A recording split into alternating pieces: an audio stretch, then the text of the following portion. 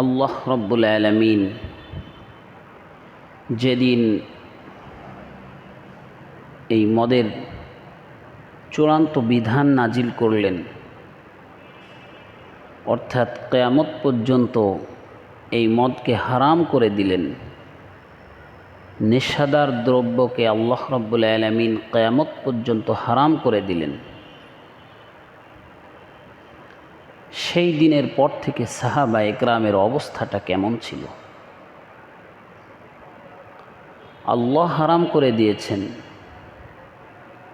এরপরে সাহাবা একরাম কি দৃষ্টান্ত আমাদের জন্য রেখে গিয়েছেন। আল্লাহ রাব্বুল আলামিন যেদিন এই আয়াত নাজিল করে দিলেন, ইয়া আইয়ুহাল্লাযীনা আমানু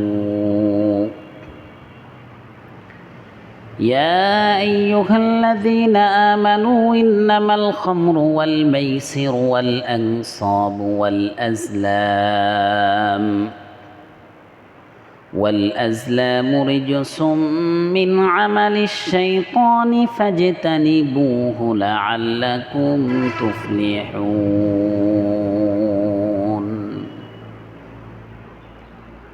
الله জানিয়ে দিলেন, হে ইমানদারেরা,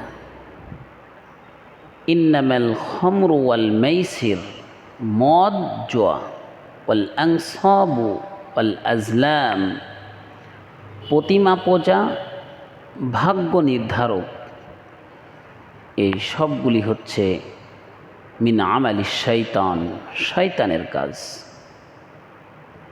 এটা কোনো মুমিনের কাজ হতে পারে না।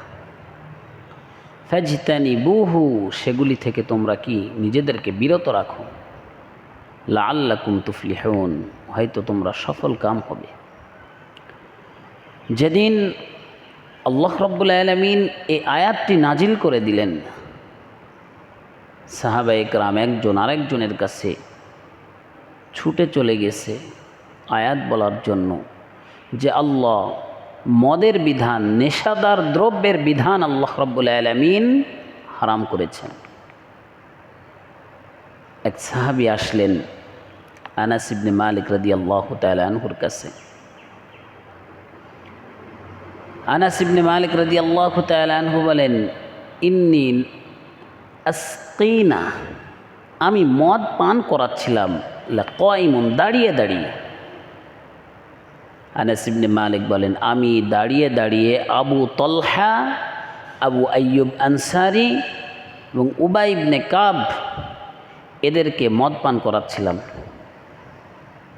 যা রাজুলুন, একজন ব্যক্তি আসলেন, আসার পরে বললেন, ও আনাস ইবনে মালিক, তুমি কি জানো না মদের বিধান নাজিল হয়েছে, মদকে আল্লাহ রাব্বুল আলামিন কিয়ামত পর্যন্ত হারাম করেছে? আনাস ইবনে মালিক রাদিয়াল্লাহু তাআলা আনহু বললেন, কই না, যদি আমি জানতাম তাহলে তো এই কাজ আর করতাম না। আল্লাহ মদকে হারাম করেছেন, এই বিধান আমি জানার পরেও করব, এই বিধানকে লঙ্ঘন করব, এই দুঃসাহস তো আমার নাই। আনাস ইবনে মালিক রাদিয়াল্লাহু তাআলা আনহু বলেন, ওই ব্যক্তিকে আর দ্বিতীয়বার জিজ্ঞাসা করিনি কেন নাজিল হলো, কখন নাজিল হলো। আল্লাহ রাব্বুল আলামিন মদের বিধান নাজিল করেছেন, মদকে হারাম করেছেন, শুধু এতটুকু শোনার পরে আনাস ইবনে মালিক রাদিয়াল্লাহু তাআলা আনহু ঘরের ভিতরে যে মদের মটকা ছিল, মশক ছিল, ওই মশক এনে রাস্তার মধ্যে ঢেলে দিয়েছেন। আনাস ইবনে মালিক রাদিয়াল্লাহু তাআলা আনহু সমস্ত মদ রাস্তার মধ্যে ঢেলে দিয়েছে। এবার উনি চলতে শুরু করেছে মদিনার রাস্তায়।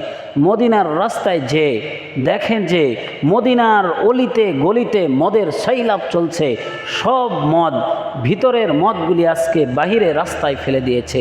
কোটি কোটি টাকার ব্যবসা, লক্ষ লক্ষ টাকার ব্যবসা সাহাবা একরাম মুহূর্তের মধ্যে মদিনার রাস্তার মধ্যে ফেলে দিয়েছেন। আল্লাহ বিধান নাজিল করেছে, আল্লাহ হারাম করেছে, আর মদ পান করা যাবে না। কেউ জিজ্ঞাসাও করেনি যে এত টাকার ব্যবসা আমরা কি করব। কিছুদিন তো সময় দেওয়ার দরকার ছিল, বা এই ব্যবসার পণ্যগুলি আমরা সরবরাহ করে নিই, এমন কোনো ব্যাপের বেটা এমন কোনো লোক জিজ্ঞাসা করেনি। রসুল সাল্লাল্লাহু আলাইহি ওয়াসাল্লাম কেউ জিজ্ঞাসা করেনি, কোনো সাহাবা একরাম কেউ বলেনি।